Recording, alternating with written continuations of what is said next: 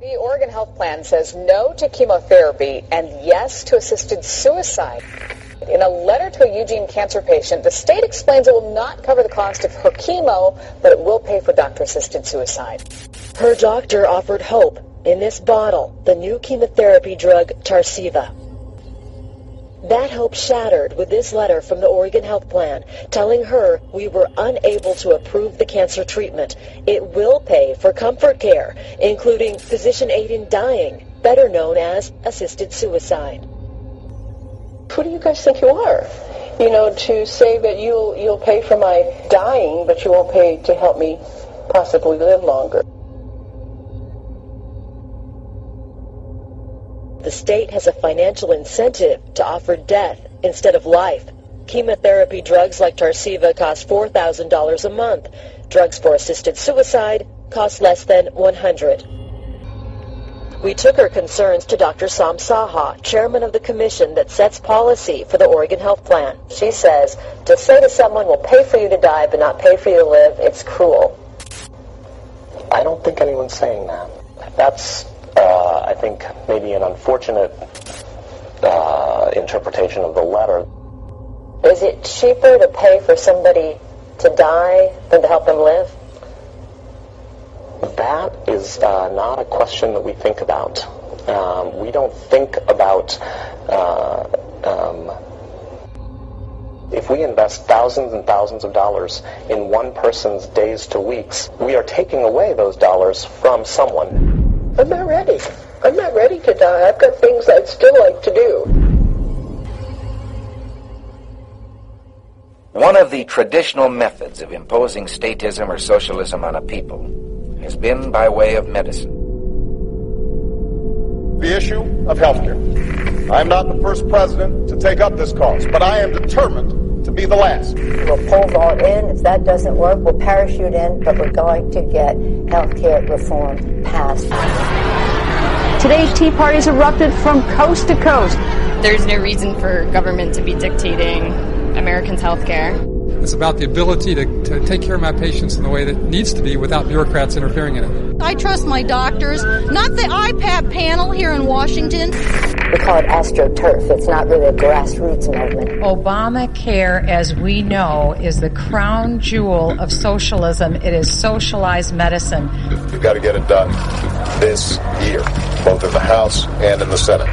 The stars are aligned. I don't want this president or any president or his bureaucrats or commissions making decisions for my loved ones. If Obama could mandate health care, then he could mandate that we do anything.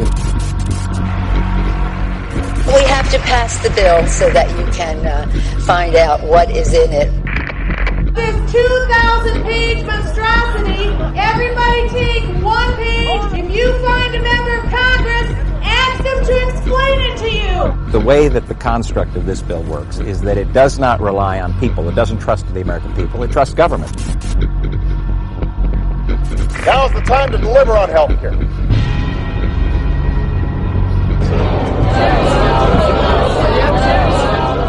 We're doing this one for the American people.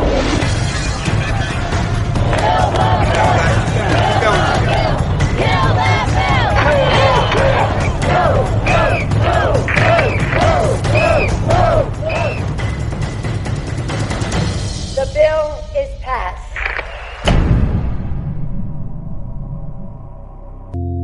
Our world has changed. Conversations with friends and family reveal an inner turmoil, a mental pacing that lies just beyond view. Lines of unspoken apprehension flicker through our neighbor's face. Even now, an unseen force grinds away, reshaping the nation Americans know and love. But reshaping her into what? This is the question. For perhaps the first time in American history, we the people fear our government. Politicians forced healthcare legislation into law against the wishes of the American people. America was founded on the concepts of the sovereignty of the individual and the limited power of government. How have we reached a point in American history where we the people give government the power over medical decision-making. Government compassion sounds so noble, but in the end, whoever pays holds the power to choose. I'm Dr. C.L. Gray. I became a physician because I wanted to care for individual patients. In fact, I still practice hospital-based medicine in Western North Carolina. When people come to see me, they're very vulnerable, and they're at one of the most vulnerable places they are in their entire life. So it becomes very, very personal, and that personal relationship means an awful lot. But I've started to see a fundamental transformation of the patient-physician relationship as Washington imposes itself on medical decision-making. And I see a country that is increasingly divided over the future of American healthcare. A progression of thought is sweeping this nation. Beneath the debate on healthcare lie two conflicting worldviews that battle for control over America. One view supports and protects the individual. The other surrenders power to the state. The conflict between these two worldviews is not new. The struggle for freedom in 21st century America is the continuation of a battle that began over 2,000 years ago.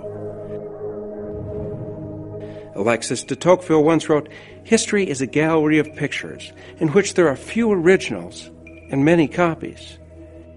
If liberty is to survive, we must understand the past. Our story begins in ancient Greece. We find two historic thinkers, Plato and Hippocrates.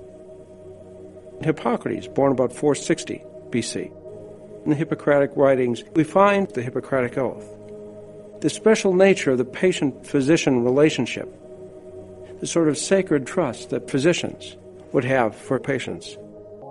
Hippocrates says, "For if love of men is present, love of the art is also present. I will not give a pessary to a woman to cause an abortion, but in purity and in holiness I will guard my life and my art. In the same way, I will not give a poison to anyone though asked to do so, nor will I suggest such a plan." Why would Hippocrates say such a thing? I will not give a poison to anyone though asked to do so. Well, in ancient Greece, they struggled with pain control. So sometimes a patient with unrelenting pain will come to the physician asking for medication to take their own life as the only way to escape their pain. But Hippocrates says, I will not give a poison to anyone though asked to do so. The reason is Hippocrates was a Pythagorean, and at the base of Pythagorean philosophy was the concept that human life was special. It was a gift from the gods. It was supposed to be held and defended. So as a Pythagorean, Hippocrates said, I can't take the life of another human or help them even take their own life, because that would be a violation of this sacred trust. And we see that in his last line, but in purity and in holiness, I will guard my life and my art. So this sort of lays out one pole of ethics in ancient Greece. If we follow Hippocrates' worldview through the course of history, where the individual is given intrinsic dignity from God, we can see this reflected in the founding of the United States. We see this reflected in the inalienable rights of life, liberty, and the pursuit of happiness. In Plato's Republic, we find a very different role for the physician. In his Republic, he describes what he considers the ideal state. This ideal state should be ruled by the philosopher king. The common person is really a cog in a machine. They become sort of a servant of the state, where human life is valued on whether or not they contribute to the needs of the state, not on what they are worth as an individual being. If you follow Plato's thinking through history, you see that it eventually ends in socialism or collectivism, where the needs of the state outweigh the well-being of the individual citizen. In his Republic, he specifically talks about the role of the physician. He says, but bodies that disease has penetrated through and through, the physician would not have attempted to cure. He, the physician, did not want to lengthen out good-for-nothing lives or to have weak fathers begetting weaker sons. If a man was not able to live in the ordinary way, he, being the physician, had no reason to cure him. For such a cure would have been no use either to himself or to the state. He seriously suggests that the role of the physician is to look out for the financial welfare of the state. In fact, Plato goes on, he says, these practices will treat the bodies and minds of your citizens who are naturally well endowed. As for the rest, those with poor physical constitution will be allowed to die, and those with irredeemably rotten minds will be put to death. So we have an outline here in ancient Greece of two poles of thought for medical ethics, sort of like an ethical compass, but instead of a north and a south, we have an H and a P. H for Hippocrates and P for Plato. If you're a patient in ancient Greece and you're getting up in age and your knees hurt and your hips hurt and your back hurts and your neck hurts, which physician are you going to go see? Of course, you're going to go see the Hippocratic physician that'll treat you as an individual with respect and try and help you, as opposed to Plato's ideal physician that would either kill you or let you die. So through simple free market forces, this needle swings over towards H and stays there for about 2,000 years, up until the end of the late 1800s, when we run into a philosopher, Friedrich Nietzsche. Nietzsche said that God is dead, and postmodern thought excludes the concept of a fixed truth. In Twilight of the Idols, he writes about a moral code for physicians. He says, the invalid is a parasite on society. In a certain state, it is indecent to go on living. To vegetate on in cowardly dependence on physicians and medications after the meaning of life, even the right to life, has been lost, ought to entail the profound contempt of society. Physicians, in their turn, ought to be the communicators of contempt, not prescriptions, but every day a fresh dose of disgust for their patients. Note what he says. Physicians ought to be the communicators of contempt, something very, very different from what we think of the patient-physician relationship here in America. Nietzsche continues. He says, quote, to create a new responsibility, that of the physician, in which all cases in which the highest interest of life or ascending life, this demands the most ruthless suppression and sequestration of degenerating life. For example, in determining the right to reproduce, the right to be born, in fact, even the right to live. So following the writings of Nietzsche, we see the rise of the Third Reich, and with that, multiple medical atrocities. One example are the Dachau hypothermia experiments, where supposedly they were done to learn how to rewarm downed pilots. They would take a victim or subject, immerse them in vats of ice water, nearly freeze them, then rewarm them using various methods. Sometimes they would put them in vats of hot oil, or put them under scalding lamps and burn their skin. And should the victim survive this, they would be nearly refrozen and put through this torture again. So following World War II, we can see the needle had swung towards P. In 1949, the Geneva Convention, they try and pull this needle back towards H. The Geneva Convention created a document to try and re-anchor the roots of medical ethics back to Hippocrates. But it did not include an oath. It's a swearing before one's God to hold a certain set of ideals for all time. Instead, it was more a list of standards open to revision. Revision is exactly what's happened. The first revision was in 1960, where the wording of the Geneva Convention was changed, so human life was no longer sacred from conception, now it was sacred from the beginning. And we see postmodern thought as we can challenge and change the definition of when the beginning of life is. In 1973, we see the legalization of abortion here in America, and the needle continues to swing. 1985, bioethics philosopher Peter Singer wrote a book called Should the Baby Live? Listen for patterns in thought. He says, quote, we think that some infants with severe disabilities should be killed. This recommendation may cause particular offense to readers who were themselves born with disabilities, perhaps even the same disabilities that we're discussing. 1994, Peter Singer releases the book Rethinking Life and Death. He says, quote, we suggest a period of 28 days after birth that might be allowed before the infant is accepted as having the same right to life as others. This is clearly before the infant could have a sense of its own existence over time and allow a couple to decide that it is better not to continue a life that has begun very badly. Sort of reminds you of lives that are not worth living. 1999, Peter Singer is appointed to the Ira W. DeCamp Chair of Bioethics at Princeton University. The needle continues to swing. There is a study done mid to early 1990s, and they surveyed the oaths administered by 127 different medical schools. Only 3 out of those 127 schools actually used the Hippocratic Oath.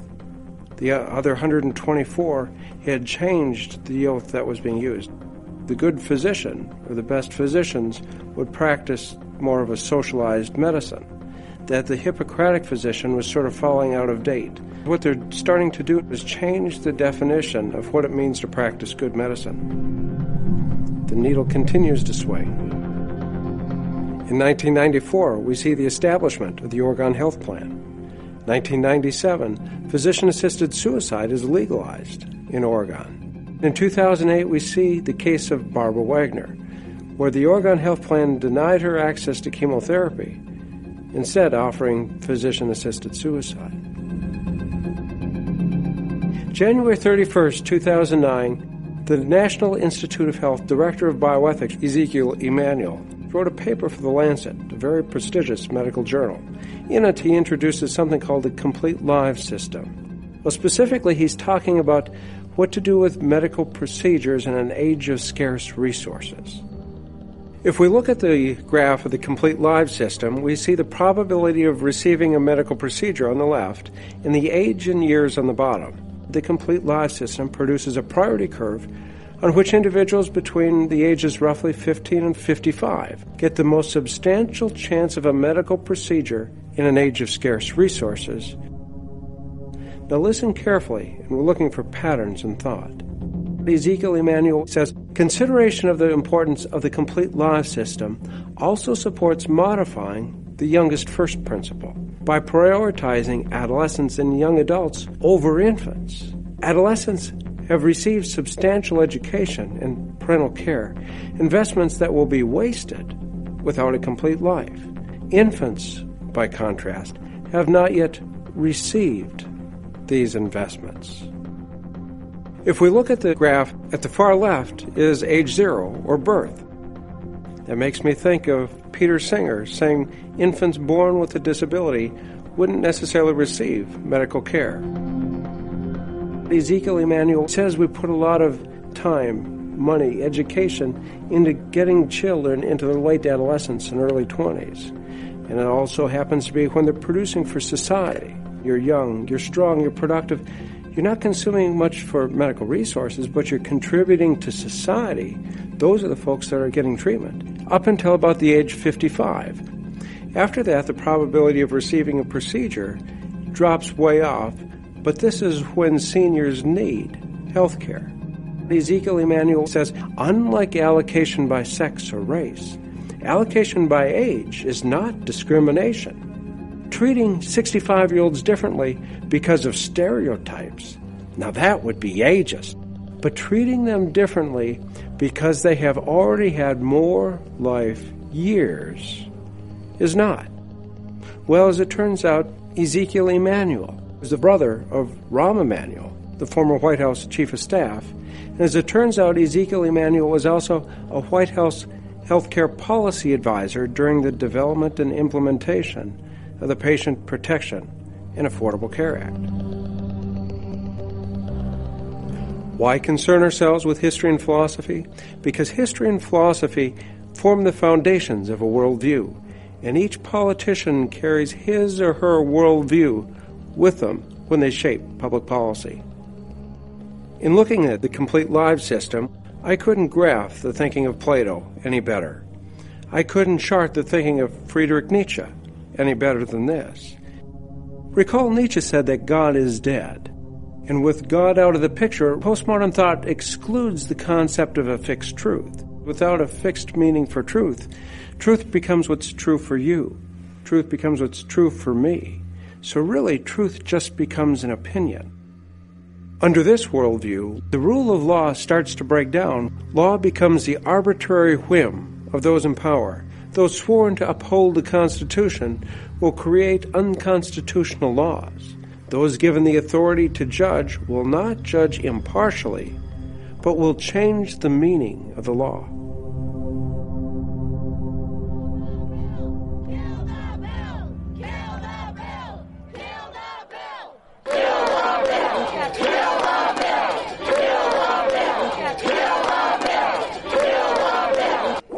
The bill is passed.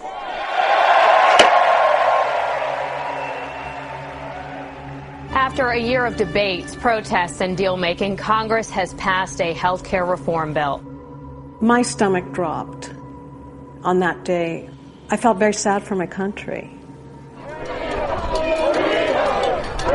There were people who came from all over America for that vote. It was such a discouraging and frustrating time. It was a sad day for America. I felt very strongly that we had gone over a line that I had never seen in my lifetime. People were saying, why are you doing this? It's not solving our problems. It was a pronouncement by the leadership in Congress that we rule, you do what we say. Ecstatic congressional Democrats treated the president and vice president like conquering heroes. The public was highly engaged on a major national issue, and Congress defied a highly engaged majority. Senior citizens belonging to the AARP were voting 14-1 against what we now call Obamacare. 3 out of 4 Americans did not want Obamacare passed into law. So you saw on the floor of the House this extraordinary contrast between people who were trying to sell a law on hope and false promises, and patriots who were saying, this is not right for America. Maybe this law is okay for some other country. It's not right for America.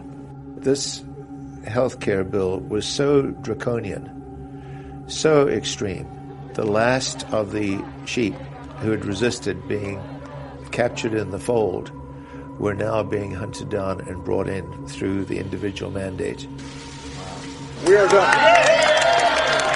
This was actually a day where the government had finally triumphed. I saw that this was a fundamental change in the role of government and the people, and frankly, I didn't think that it would stand.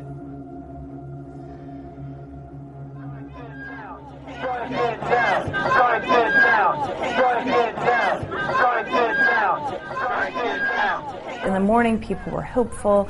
They were optimistic that the Supreme Court would uphold the Constitution. Mandate is struck down! Mandate is struck down!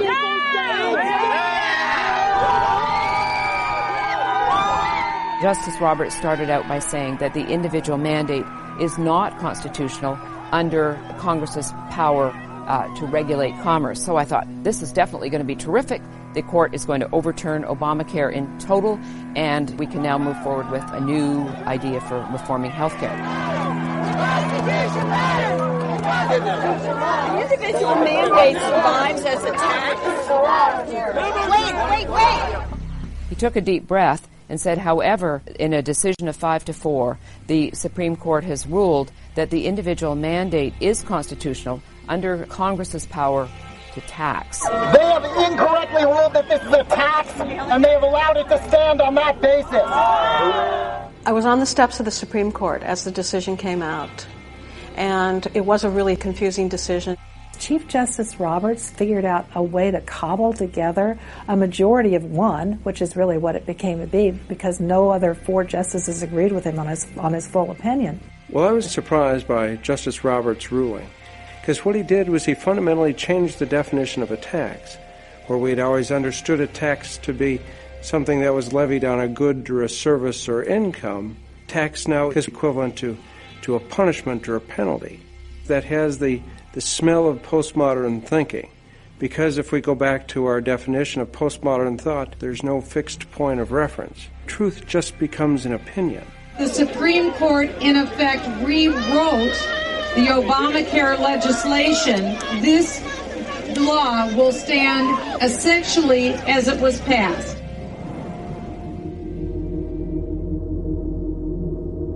Nancy Pelosi said, "We can find out what's in the bill after it passes." I think that meant something different from what we sometimes think. The consequences of the bill are not in the bill. The bill sets up a centralized, powerful bureaucracy. That's one reason we have to study it to understand the consequences of the bill. As part of the Affordable Care Act, starting in 2014, each of the 50 states is supposed to set up a state-based exchange, and the federal government has provided funds to help states establish these exchanges. Private insurers will sell health insurance in these exchanges so that people can choose the type of health care plan that they want. They're only there for individuals and small businesses. They're not there for employer-based coverage. State exchanges supposedly will be centralized repositories of information about prices and services, insurance packages offered. They call them online purchasing exchanges, which sounds sort of like, just go online and decide what you want and click and sign up. The problem is that under the Affordable Care Act, there is the essential benefit plan. Any insurer is going to have to provide a plan that covers the mandates that the essential benefit plan of the federal government outlines. So it's going to be very, very difficult, I think, for insurance companies to offer plans that can be provided at a specific price that the government wants. It may well be that a lot of insurance companies will say this is not viable for us, so we're not going to offer plans in the exchanges. People are not going to have choices, and they're going to be extraordinarily expensive, much more expensive than any health insurance any of us can afford right now.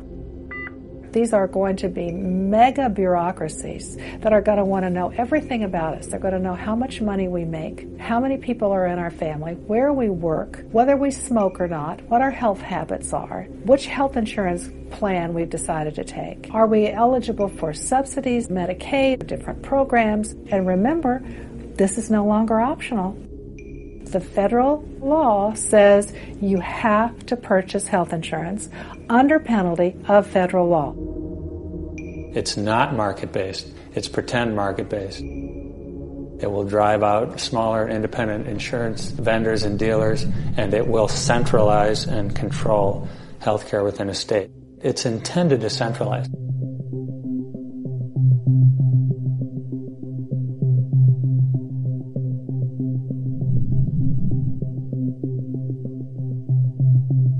ACOs are accountable care organizations where doctors and hospitals are supposed to, under the Affordable Care Act, band together in order to reduce the cost of health care.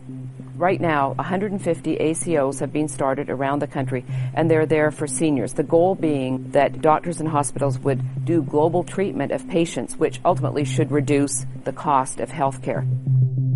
Accountable care organizations are an idea that sounds good on paper, but doesn't really work. On paper, it's saying, look, we're going to get people together and get various professionals together to treat patients in the most cost-efficient way.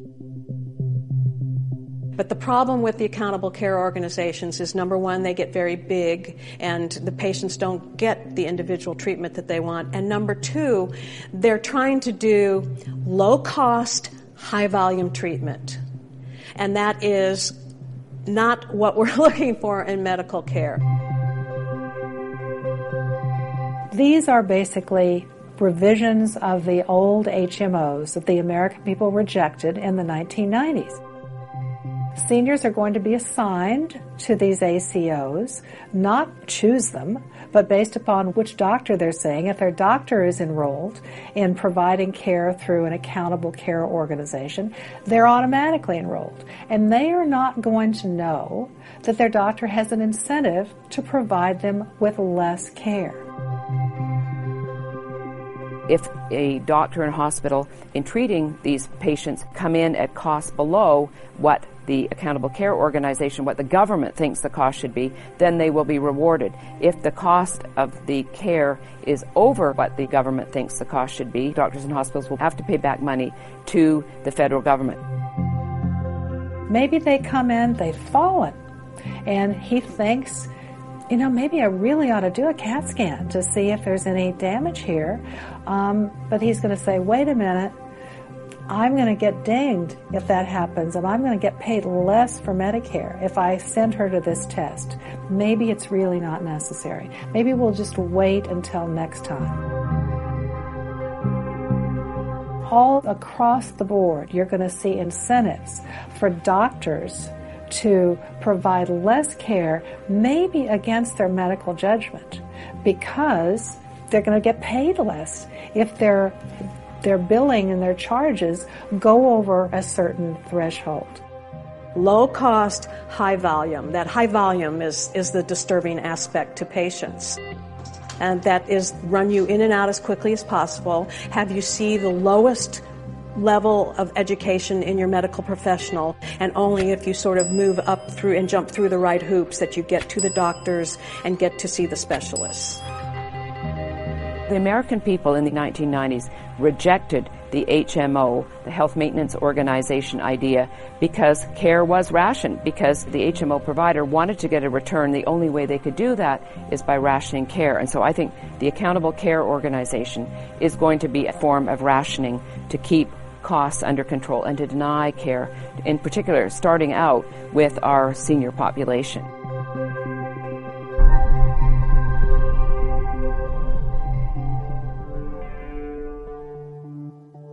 Section 3403, which establishes the Independent Payment Advisory Board, known as the IPAB.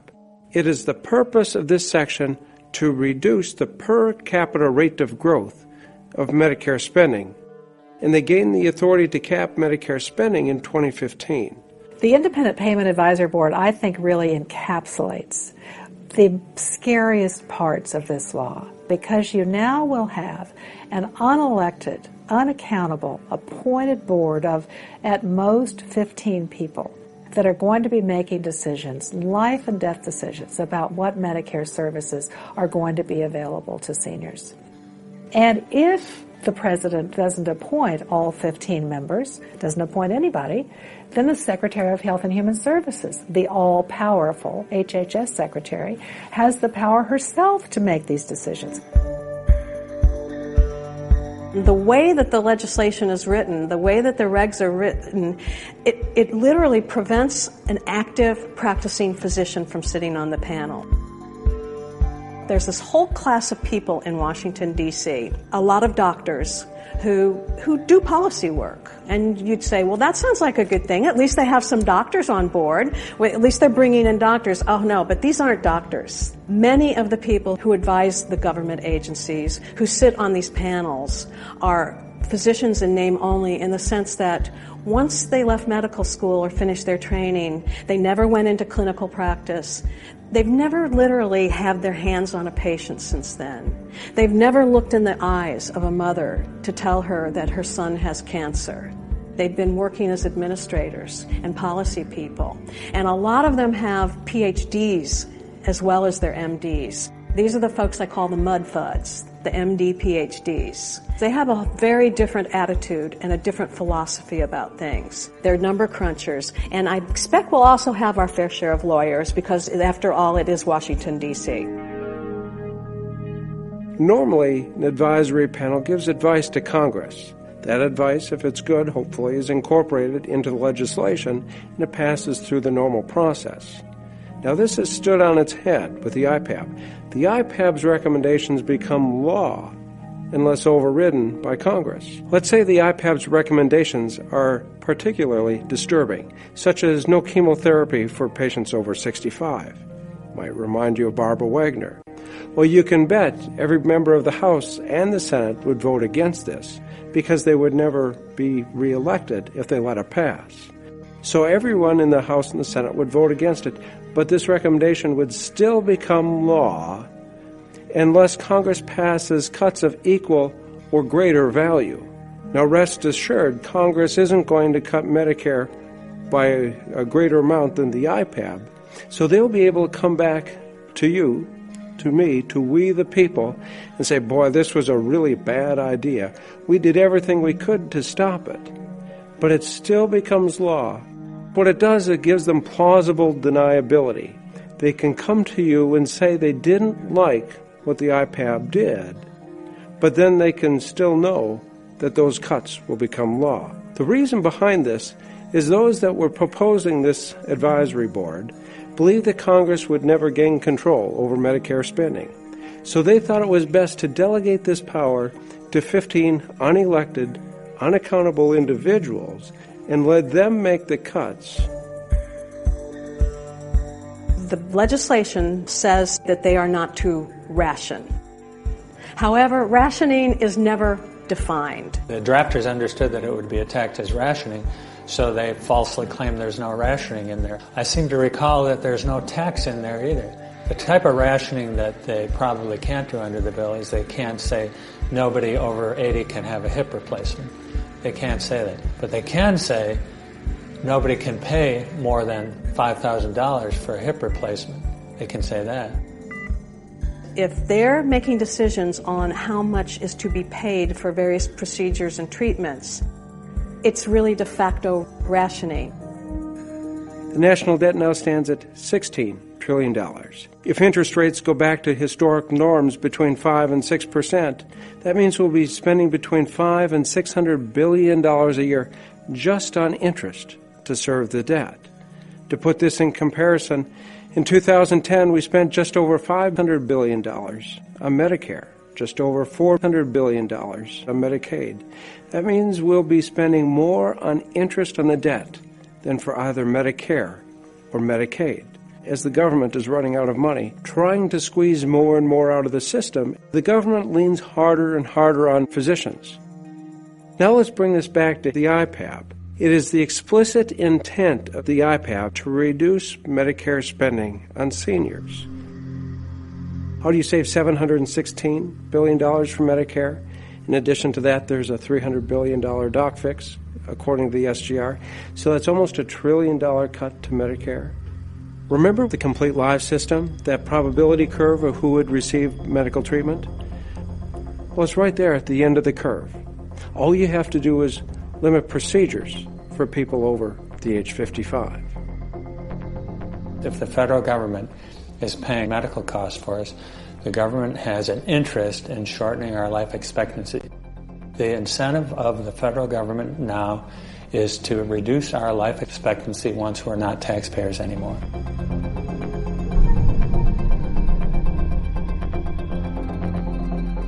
You know, it's interesting that they call this the Independent Payment Advisory Board, not the Medicare Payment Advisory Board. And that's because tucked into this 2,700 pages of legislation is a provision that allows them to impact other things that may affect health care costs. And you can clearly see that's their vision in changing the name of this board. One of the problems with IPAB is that it talks about being able to curtail costs in other areas than just health care. What public health folks view as health care or affecting health care is very different than what most of us view. They look at guns as part of the public health issue. They look at food and your eating habits. They look at the car that you drive. All kinds of things that are day-to-day behavior that are part of the public health picture. The federal government could say, if you don't drive a Chevy Volt, you're polluting the air, you're causing people to have chronic obstructive pulmonary disease, COPD, or asthma. Thus, we're going to tax everybody that's not driving a Chevy Volt. But let's see, firearms are dangerous, and maybe what we ought to do is charge you a tax for every firearm you own in your home. Or if you have ammunition, that's dangerous too. Let's tax that too. I think people can make a strong comparison of the Fed from a monetary policy perspective and IPAB from a healthcare perspective. IPAB can utilize healthcare to control every aspect of our lives, just like the Fed controls the monetary side. It is a situation where, under the auspices of Obamacare, the federal government can control every aspect of our lives. One way to understand the various provisions of the bill is they are all consistent around a theme of centralizing government. In fact, this bill doesn't change health care. It doesn't tell us what procedures to use. It is a governance reform that centralizes government and power in Washington, D.C. If we look at Section 3007, there's 21 times that it transfers power to the Secretary of Health and Human Services. And this is just 2 pages of the bill. The Secretary shall establish, as established by the Secretary, determined appropriate by the Secretary, established by the Secretary, determined appropriate by the Secretary, established by the Secretary, established by the Secretary, established by the Secretary, established by the Secretary, is established by the Secretary. We've not even seen the tip of the iceberg yet of the bureaucracy that is going to be created by this law. The law itself was 2,700 pages. We already have 13,000 pages of regulation, and they have barely begun. Most of these 159 new bureaus and boards and commissions and agencies haven't even been staffed yet. Wait till they start writing all the regulations to implement this. And all of them impact doctors. And that's why doctors across the board are saying, I'm out of here. I am not going to practice under the dictates of the federal government and how I take care of my patients.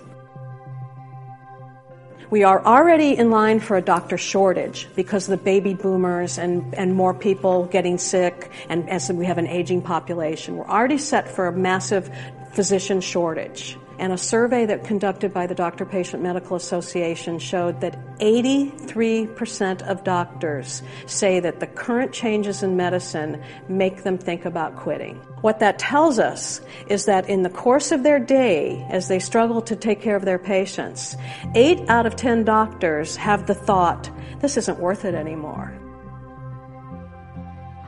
In my hometown, both cardiology groups closed their doors. My old group used to be a group of private physicians. We had to close our doors. We're leaving the age of the independent physician, where the physician is now an employee, and that fundamentally changes the loyalty of that physician, because now they have to either respond to the demands of government or an employer, not necessarily to the needs of the patient.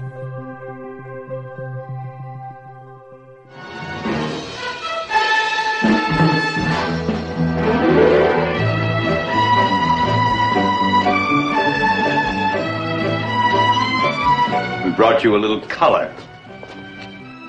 You look marvelous. I would expect that Dr. Welby would be in prison by now because he didn't always play by the rules, because what he was doing was what he needed to do for his patient. He'd have to expand his exam room because it wouldn't be big enough for all the people who are actually in there now. Because now when you go into the exam room, you have the 15 members of IPAB in with you. You have the Secretary of HHS in there with you. You have the people who belong to the Comparable Effectiveness Research Council. You have the CMS bureaucrats, and you have the insurance medical directors. So when you go into the doctor's office now, there are maybe 30, 40, 50 people in there with you, and there's just not enough room in Dr. Welby's office anymore. The hidden aspect that isn't too often discussed is the people who drafted that gargantuan bill actually intend to use it to control the costs of their own prior ambitious programs. Medicare, which came into being in 1965, they thought it would cost about $12 billion by 1990. Medicare in 1990 cost $110 billion. So how can we even expect that the Affordable Care Act will bend the cost curve down? Medicare will be totally unsustainable by the year 2024. It is no longer financially viable for future seniors. I think then government's going to say, well, we still can't, keep costs under control, so really the government needs to take over the healthcare system and be the sole provider. The more and the deeper you look into this law, the more you realize, do these people really want the private health sector to survive?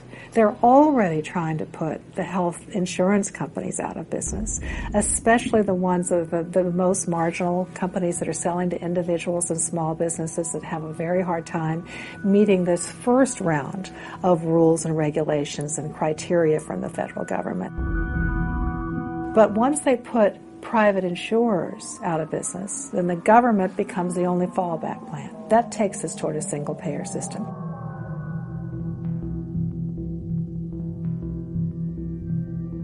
If you're a male, a Russian male, your ability to live beyond the age of 58 is almost zero because the care is not available. Russian system is a one-payer system, so-called free care. You have hospitals with outdated equipment. Half of the equipment doesn't work at all. My grandfather died prematurely. My father died when he just turned 60. He was admitted to the hospital room with 11 other guys. You have to bribe doctors so they can find time to give him attention that he needed. They operated where they didn't diagnose him properly and they killed him.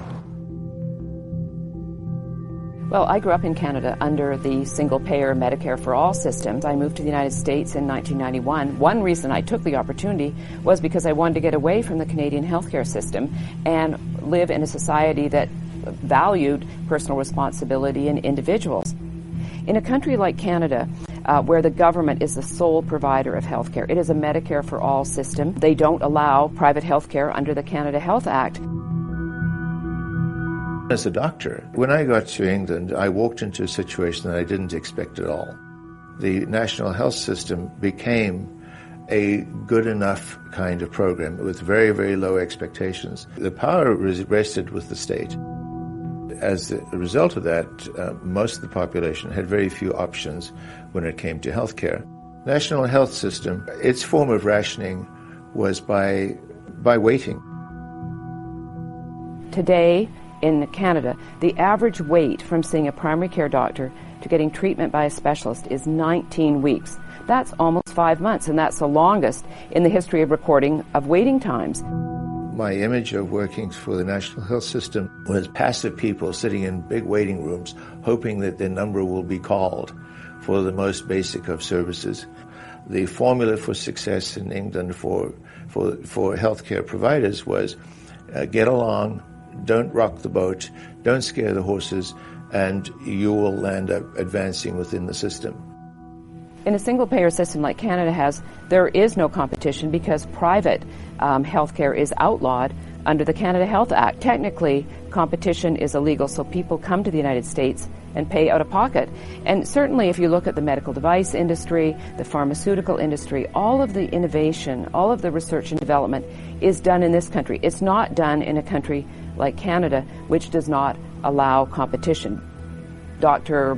Brian Day, for example, who runs an illegal clinic in Canada, in Vancouver, the Canby Clinic, where he has an orthopedic surgery, very, very successful. It is illegal under the law, and he has been sued by the British Columbia government for operating this. But I think government is afraid to shut these private clinics down because they know there will be a huge outcry because the demand is there. In England, under the National Institute for Health and Clinical Excellence, NICE, they determine, what is the quality adjusted value of my life versus what is the cost of a treatment or a drug.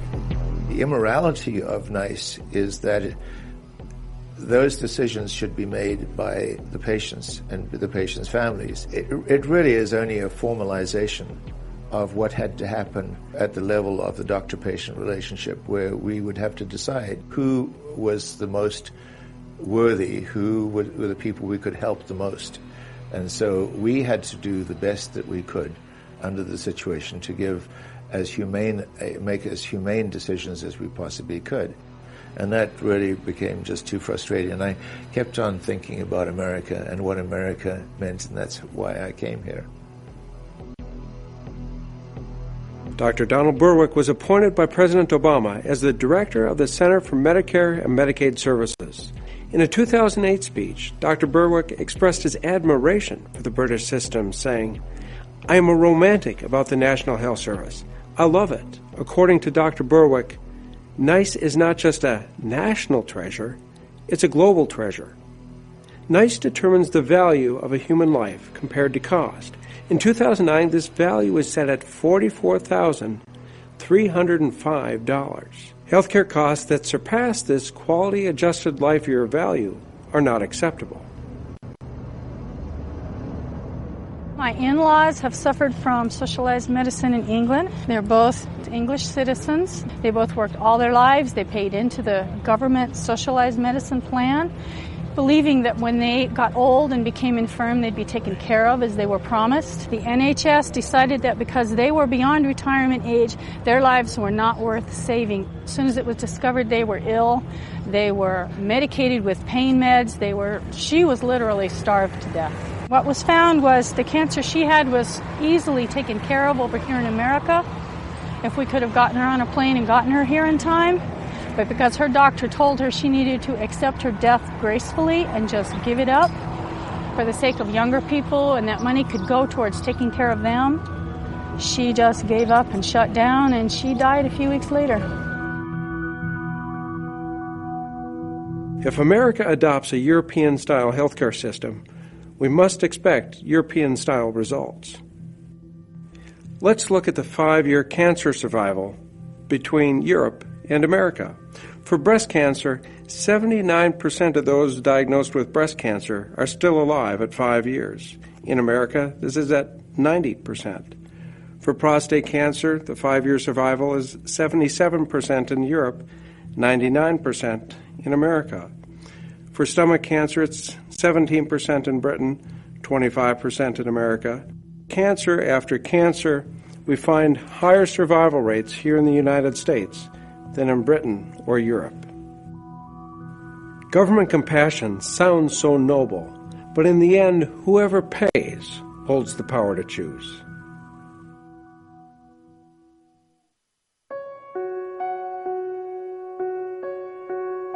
After this law passed, I was asked to give a speech in Paris about Americans. Finally, you all have come around to where the rest of the civilized world is and provided universal health care. Why is everybody so upset? Why are people marching in the streets saying, don't do this? They wanted to understand what's really, what's going on here. And I said, let me explain this to you. This law is wrong for America because it's just too much out of sync with our political system, with our culture, with our values, to have the federal government come in and tell us what we have to do. The reason they're marching in the streets is because they realize socialism doesn't work. The government can't do it all. The rest of the world is going in the direction of markets and competition, doctor-patient choice, and we're going exactly in the opposite direction.